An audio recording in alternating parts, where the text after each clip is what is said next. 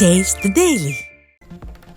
அண்ணா பெயரை உச்சரிக்க கருணாநிதியின் மகனுக்கும் திமுகவுக்கும் கொஞ்சமாவது அருகதை இருக்கிறதா? அதிமுக பொதுச் செயலாளரும் எதிர்க்கட்சி தலைவருமான எடப்பாடி கே பழனிசாமி கேள்வி.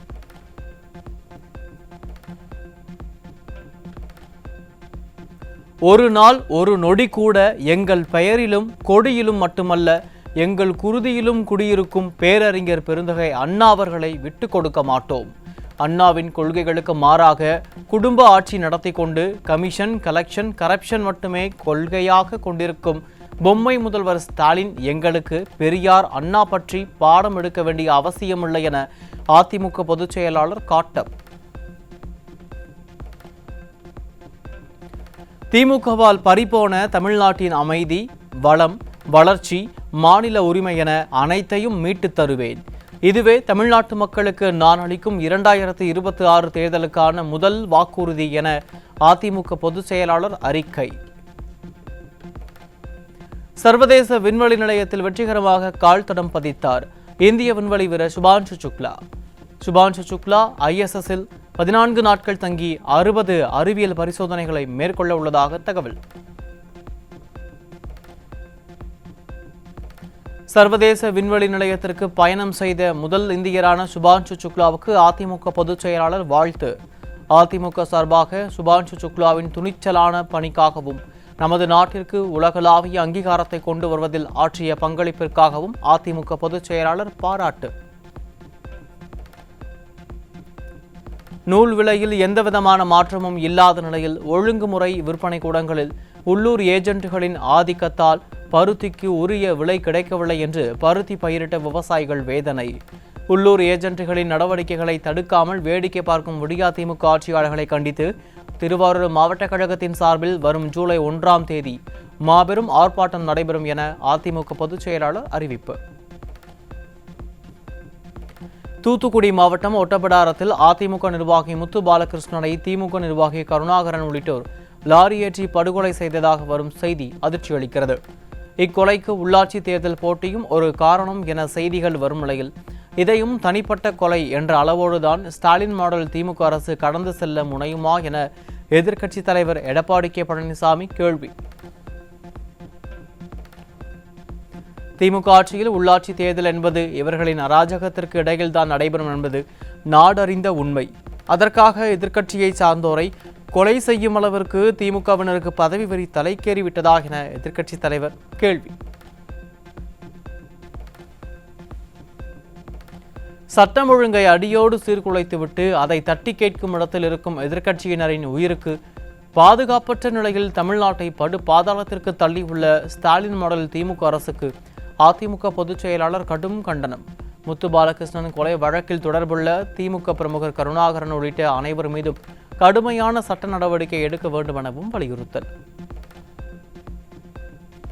திராவிட மாடல் அரசு கும்பகர்ண தூக்கத்தில் இருப்பதால் 1500 கோடி ரூபாய் முதலீட்டில் ஆந்திராவில் அமைய உள்ளது அமெரிக்க நிறுவனமான காக்னிசன்ட் மென்பொருள் நிறுவனம். தமிழகத்திலிருந்து மென்பொருள் நிறுவனங்கள் வெளியேறுவதை தடுக்க ஸ்டாலின் எவ்வித நடவடிக்கையும் எடுக்காததால் முதலீட்டாளர்கள் அண்டை மாநிலங்களுக்கு ஓட்டம் பிடிப்பதாக பொதுமக்கள் விமர்சனம். தமிழக பள்ளிக்கல்வித்துறையில் காலியாக உள்ள ஆசிரியர் பணியிடங்களுக்கு விதிகளை மீறி நிர்வாக மாறுதல்கள் வழங்கப்படுவதாக குற்றச்சாட்டு. மாணவர்கள் கல்வி பாதிக்கும் அபாயம் உள்ளதால் அனைத்து பள்ளிகளிலும் போதிய ஆசிரியர்கள் இருப்பதை உறுதி செய்வதுடன் நிர்வாக மாறுதல் என்ற பெயரில் நடைபெறும் மோசடிகளுக்கு முற்றுப்புள்ளி வைத்து வெளிப்படையான கலந்தாய்வு நடத்த வேண்டும் என ஸ்டாலின் மாடல் அரசுக்கு வலியுறுத்தல். திருவள்ளூர் மாவட்டம் பேரம்பாக்கம் அருகே கஞ்சா போதைக்கு தம்பி அடிமையாவதை தட்டி கேட்ட அண்ணனை வெடிகுண்டு வீசி கொலை மிரட்டல் செய்ததால் கொலை செய்யப்பட்டதால் பொதுமக்கள் அதிர்ச்சி. நாட்டு வெடிகுண்டு வீசியதில் ஜாவேத், தீபன் ஆகியோர் படுகாயமடைந்து மருத்துவமனையில் அனுமதிக்கப்பட்டுள்ள நிலையில் தப்பியோடியவருக்கு வலைவீச்சு. திருவண்ணாமலை அருகே தொழில் போட்டி காரணமாக கட்டிட மேஸ்திரி கத்தியால் குத்தி கொலை. ஸ்டாலினின் திமுக ஆட்சியில் கொலை சம்பவம் சர்வசாதாரணமாக நடைபெறுவதால் கேள்விக்குறியாகும் சட்டம் ஒழுங்கு. தமிழகத்தில் கஞ்சா, மெத்தபட்டமைன் போன்ற போதைப் பொருட்கள் நடமாட்டம் அதிகரித்துள்ளதால் கொலைகள் சர்வசாதாரணமாக நடைபெறும் அவலம். போதையின் பாதையில் யாரும் செல்ல வேண்டாம் என வீடியோ வெளியிட்டு விளம்பரம் தேடும் முதல்வர் இதுபோன்ற கொலைகளுக்கு என்ன நடவடிக்கை எடுக்கப் போகிறார் என மக்கள் கேள்வி. காஞ்சிபுரத்தில் அதிமுக முன்னாள் கவுன்சிலரை அவரது வீட்டிற்குள் வைத்து இளைஞர் ஒருவர் அரிவாளால் வெட்டி கொலை செய்ய முயன்றதால் பொதுமக்கள் அதிர்ச்சி. திறனற்ற ஸ்டாலின் ஆட்சியில் காவல்துறை மீது பயமில்லாததால் கொலை முயற்சி போன்ற குற்ற சம்பவங்கள் அதிகரித்துள்ளதாக மக்கள் குற்றச்சாட்டு. ராணிப்பேட்டை மாவட்டம் பானாபுரம் அருகே இளைஞர் படுகொலை செய்யப்பட்ட வழக்கில் திமுக ஊராட்சி மன்ற தலைவர் பிடிபட்டார். காவல்துறை மீது சிறிதும் பயமில்லாததால் ஆளுங்கட்சியினர் தொடர்ந்து அராஜகத்தில் ஈடுபடுவதுடன் குற்ற சம்பவங்களை துணிச்சலுடன் செய்வதாக மக்கள் குற்றச்சாட்டு. திருவள்ளூர் மாவட்டம் ஊத்துக்கோட்டை அருகே 2 இளைஞர்களை கொலை செய்த நண்பர்கள் மீது கடும் நடவடிக்கை எடுக்க கோரி உயிரிழந்தவர்களின் உறவினர்கள் முற்றுகை போராட்டம். அதிமுக ஆட்சியில் சட்டம் ஒழுங்கை காப்பாற்றுவதில் ஏவல் துறை முழுமையாக தோல்வியடைந்ததை அடுத்து கொலைகள் நடைபெறாத நாளே இல்லை என பொதுமக்கள் குற்றச்சாட்டு. சென்னையில் சிறுமிக்கு ஆபாச செய்கை காண்பித்த முதியவர் போக்சோவில் பிடிபட்டார். திமுக ஆட்சியில் பெண்களுக்கான பாதுகாப்பு தொடர்ந்து கேள்விக்குறியாகி வருவதால் போக்சோ சட்டத்தின் கீழ் கைதானவர்களின் எண்ணிக்கையும் அதிகரித்து விட்டதாக குற்றச்சாட்டு. சென்னை புளியந்தோப்பில் 8 வயது சிறுமிக்கு பாலியல் தொல்லை தந்த லிப்ட் ஆபரேட்டருக்கு தர்ம அடி கொடுத்து போலீசில் ஒப்படைத்த பொதுமக்கள். பாலியல் குற்றவாளிகள் மீது ஸ்டாலின் அரசு கடுமையான தண்டனைகள் வழங்காததால் பொதுமக்களே தண்டனை கொடுக்கும் அவலம். கடலூர் மாவட்டம் வெங்கடங்குப்பத்தில் 17 வயது சிறுமியை திருமணம் செய்து கர்ப்பமாக்கிய 22 வயது இளைஞர் போக்சோவில் பிடிபட்டார். அப்பா ஸ்டாலின் ஆட்சியில் சிறுமிகளுக்கு எதிரான பாலியல் வன்முறைகள் நாளுக்கு நாள் அதிகரித்து வரும் நிலையில் 10 பருவ உடல் மாற்றம் குறித்து விழிப்புணர்வு ஏற்படுத்தாமல் சமூக நலத்துறை தூங்கிக் கொண்டிருக்கிறதா என பொதுமக்கள் கேள்வி. சென்னை அமைந்தகரையில் 15 வயதுடைய சிறுமியை கடத்திச் சென்று பாலியல் தொல்லை அளித்த 18 வயது சிறுவன் போக்சோவில் சிக்கினார். பள்ளி சிறுமி முதல் பல்லு போன மூதாட்டி வரை தினம்தோறும் பாலியல் தொல்லைகளுக்கு ஆளாகும் நிலையில் அப்பா ஸ்டாலின் என்ன நடவடிக்கை எடுக்கப் போகிறார் என மக்கள் கேள்வி. சென்னை வண்ணாரப்பேட்டையில் 14 வயது சிறுமிக்கு பாலியல் தொல்லை கொடுத்த இளைஞர் போக்சோ சட்டத்தில் சிக்கினார். சிறுமிகளுக்கு எதிரான பாலியல் வழக்குகள் நாளுக்கு நாள் அதிகரித்து வரும் நிலையில் ஏவல் துறையை கையில் வைத்திருக்கும் அப்பா ஸ்டாலின் கும்பகர்ண தூக்கத்தில் இருக்கிறாரா என மக்கள் கேள்வி. திருப்பூர் மாவட்டம் மடத்துக்குளம் அருகே அரசு பள்ளி ஆசிரியர் மீது போதை ஆசாமிகள் பெட்ரோல் வீசிய சம்பவத்தால் பரபரப்பு. ஸ்டாலின் ஆட்சியில் போதை ஆசாமிகளின் அட்டகாசம், ஏவல் துறையின் அலட்சியம் காரணமாக குற்ற சம்பவங்கள் அதிகரித்து வருவதாக பொதுமக்கள் குற்றச்சாட்டு. தூத்துக்குடி மாவட்டம் முத்தையாபுரம் அருகே கொடுத்த பணத்தை திருப்பி கேட்டவரை அரிவாளை கொண்டு கொடூரமாக தாக்கிய திமுக நிர்வாகி பிடிபட்டார். ஆளுங்கட்சி என்ற திமிரில் திமுகவினர் இதுபோன்ற அராஜக செயல்களில் ஈடுபடும் நிலையில் முதல்வர் எப்போது இரும்பு கரத்தை பயன்படுத்துவார் என மக்கள் கேள்வி. சென்னையை அடுத்த செங்குன்றம் அருகே இளைஞர்கள் வாழ்வை சீரழிக்க வைக்கப்பட்டிருந்த 10 கிலோ கஞ்சா சிக்கியது. ஸ்டாலினின் மாடல் ஆட்சியில் தொடர்ந்து அதிகரித்து வரும் போதைப் பொருட்களை முழுமையாக கட்டுப்படுத்த முடியாமல் காவல்துறை திணறி வருவதாக குற்றச்சாட்டு. சென்னை திருவல்லிக்கேணியில் மெத்தக்ளோன் என்ற உயர் ரக போதைப் பொருள் பிடிபட்டது. நிர்வாக திறனற்ற ஸ்டாலினின் திமுக ஆட்சியில் கலராக போதைப் பொருள் புழக்கம் அதிகரித்து வருவதாக மக்கள் குற்றச்சாட்டு. சுற்றுச்சூழல் பாதுகாப்பு மற்றும் சென்னை உயர்நீதிமன்ற உத்தரவை அமல்படுத்துவதாக கூறி தமிழ்நாட்டில் டாஸ்மாக் காலி பாட்டில் திரும்பப் பெறும் திட்டத்தை தொடங்கிய ஸ்டாலின் அரசு பணியாளர்கள் பற்றாக்குறை, 12 மணி நேர பணிச்சுமை, இடவசதியின்மை ஆகியவை திட்டத்தை வீணாக்கி ஊழியர்களின் வேதனை, நீதிமன்றத்தின் உத்தரவுகளை அரசு புறக்கணித்து கேலிக்கூத்தாக்கியுள்ளதாக மக்கள் குற்றச்சாட்டு. சென்னை பல்கலைக்கழகம் நிதி நெருக்கடியில் சிக்கி தவித்து வரும் நிலையில் ஊழியர்களிடையே ஜூன் மாதம் ஊதியம் குறித்த பதற்றம். ஊழியர்களுக்கு ஊதியம் கூட வழங்க இயலாத நிலைக்கு உயர்கல்வித்துறையை விடிய அரசு சீரழித்து விட்டதாக கல்வியாளர்கள் வேதனை. சென்னை கோயம்பேட்டில் அரசு பேருந்துகள் அடுத்தடுத்து பழுதாகி சாலையில் நின்றதால் கார் ஒன்று மோதி சேதமடைந்ததாக கூறி அரசு பேருந்து ஓட்டுநரை தாக்கிய கார் ஓட்டுநர். விடியா திமுக அரசின் ஓட்டை உடைசல் பேருந்துகளை இயக்க முடியாமல் தவிக்கும் ஓட்டுநர்களுக்கு பாதுகாப்பு இல்லை என பொதுமக்கள் குற்றச்சாட்டு.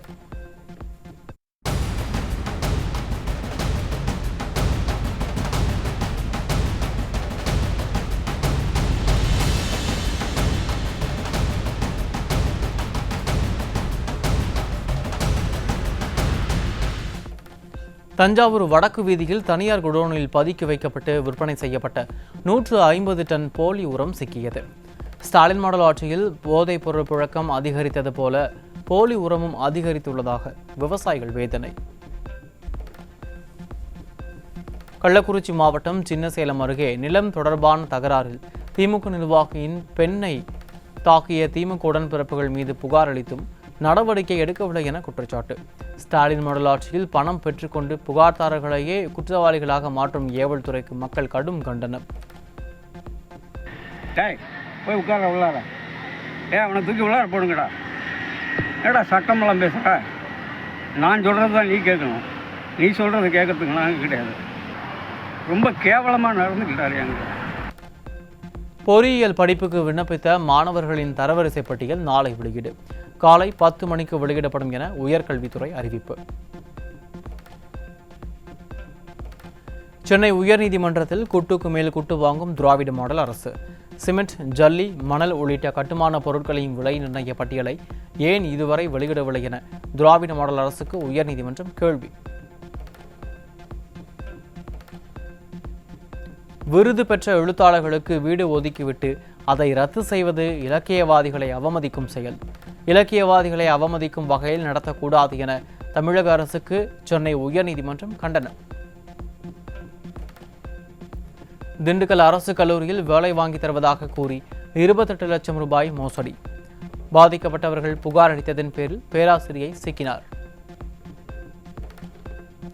கோவை மாவட்டம் வால்பாறை தாலுகா அலுவலகத்தில் நடந்த தொல்குடி திட்ட சிறப்பு முகாமை புறக்கணித்த பழங்குடியின மக்கள். சிறப்பு முகாம் கண் துடைப்புக்கு நடத்தப்படுவதாகவும் தங்களுக்கு தேவையான அடிப்படை வசதிகளை கூட அரசு செய்து தரவில்லை என பழங்குடியின மக்கள் குற்றச்சாட்டு. மதுரையிலிருந்து சென்னை செல்லும் தேசிய நெடுஞ்சாலையில் பல இடங்களில் சுங்க கட்டணம் வசூலிக்கப்படுவதாக உயர்நீதிமன்ற கிளையில் வழக்கு.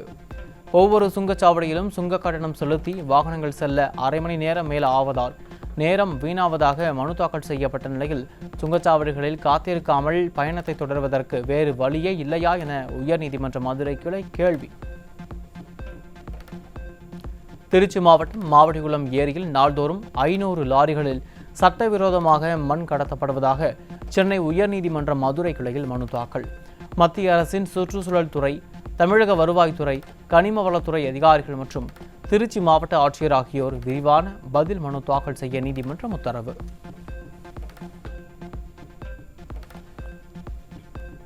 திண்டுக்கல் மாவட்டம் வத்தலகுண்டு அருகே கடன் கொடுத்தவர்கள் தகாத வார்த்தைகளால் திட்டியதால் மனமுடைந்த பெண் குழந்தைகள் கண்முன்னே தூக்கிட்டு தற்கொலை.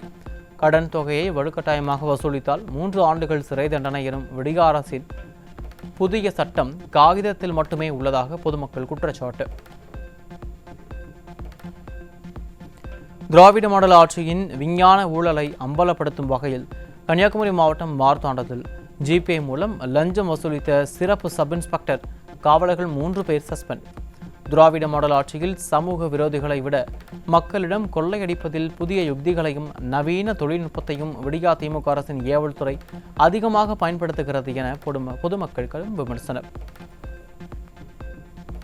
வட மாநிலங்களில் பருப்பு சாகுபடியில் மகசூல் அதிகரித்துள்ளதால் தமிழகத்திற்கு வரத்து அதிகரிப்பால் சில்லறை விற்பனையில் கிலோ ஒன்றுக்கு 20 குறைந்துள்ளதாக தகவல். மொத்த விற்பனையில் துவரம், உளுந்து மற்றும் பாசி பருப்புகளில் 50 கிலோ மூட்டை விலையில் 600 ரூபாய் வரை குறைந்துள்ளதாக வியாபாரிகள் அறிவிப்பு. விழுப்புரம் மாவட்டம் மேல்மலையனூர் அங்காளம்மன் கோயிலில் ஆனி மாத அமாவாசை ஊஞ்சல் உற்சவம் வெகு விமரிசையாக நடைபெற்றது. பலவித மலர்களால் அலங்காரம் செய்யப்பட்ட உற்சவர் அங்காளம்மனை மனம் குளிர தரிசித்த பக்தர்கள்.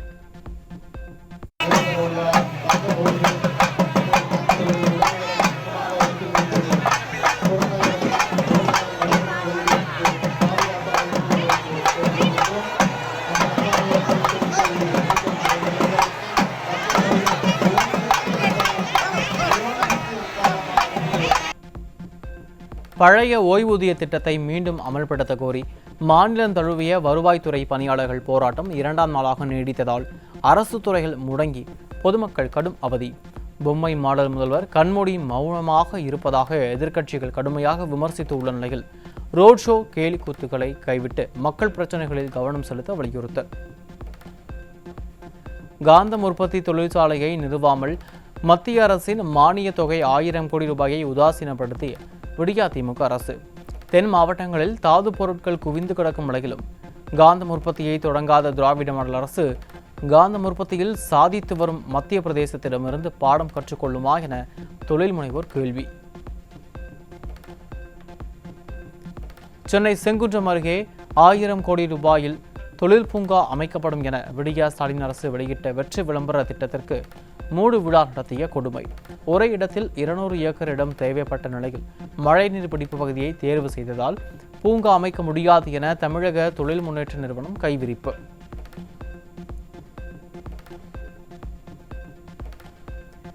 நாமக்கல் மாவட்டம் பள்ளிப்பாளையம் அருகே காவிரி ஆற்றில் 200க்கும் மேற்பட்ட சாய ஆலை கழிவு நீர் பட்ட பகலிலேயே வெளியேற்றப்படுவதாக பொதுமக்கள் குற்றச்சாட்டு. இரவு நேரங்களில் சுத்திகரிப்பு செய்யப்படாமல் வெளியேற்றப்பட்டு வந்த சாய கழிவு நீர் தற்போது அரசு மற்றும் அரசு அதிகாரிகள் மீது துளியும் பயம் இல்லாததால் பட்ட பகலிலேயே வெளியேற்றுவதாக மக்கள் குற்றம் சாட்டியுள்ள நிலையில் மாசு கட்டுப்பாட்டு வாரியத்துறை என்ன செய்கிறது என மக்கள் கேள்வி. குறைந்த வட்டி கடனுக்கு ஆலோசனை கேட்ட வரிசையில் மின் கட்டணத்தை உயர்த்துவதற்காக விதிமுறைகளை உருவாக்க ஆலோசகரை தேடும் விடியா ஸ்டாலின் அரசு. சொத்து வரி, குடிநீர் வரி, வீட்டு வரி என தாங்கிக் கொள்ள முடியாத சுமைகளை மக்கள் மீது சுமத்திய திராவிட மாடல் அரசு ஜூலைக்கு பிறகு மின் கட்டணத்தையும் ஏற்றிவிடும் எனும் தகவலால் மக்கள் கொந்தளிப்பு. கர்நாடகாவில் ஆபத்தான மருந்துகள் என உறுதி செய்யப்பட்ட பாராசிட்டமல் 650 உள்ளிட்ட 15 மருந்துகளுக்கு தடை. தடை செய்யப்பட்ட மருந்துகளை சேமித்து வைக்கவோ விற்பனை செய்யவோ பயன்படுத்தவோ கூடாது என கர்நாடக அரசு அறிவிப்பு. உத்தரகண்ட் மாநிலம் ருத்ரபிரயாக் மாவட்டம் அலக்நந்தா ஆற்றில் பேருந்து கவிழ்ந்ததில் 2 பேர் பலியான நிலையில் 10 பேர் மாயம் என தகவலால் அதிர்ச்சி. பத்ரிநாத்திற்கு 20 பேர் பயணம் செய்த நிலையில் 8 பேர் மீட்கப்பட்ட நிலையில் தேடுதல் பணிகளில் பேரிடர் மீட்புக் குழு தீவிரம்.